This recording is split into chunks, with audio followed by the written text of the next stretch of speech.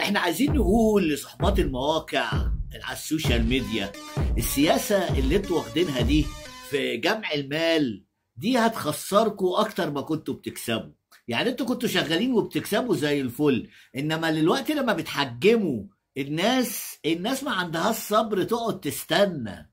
خدوا بالكوا الناس هتسيب السوشيال ميديا وهتبقوا انتوا السبب، وانتوا اللي هتخسروا مش حد تاني. لان طبعا كل واحد لما بيجي له تعليق ولا بيجي له شويه لايكات ولا بيشوف ان الفيديو الناس اتفرجت عليه بيستمر.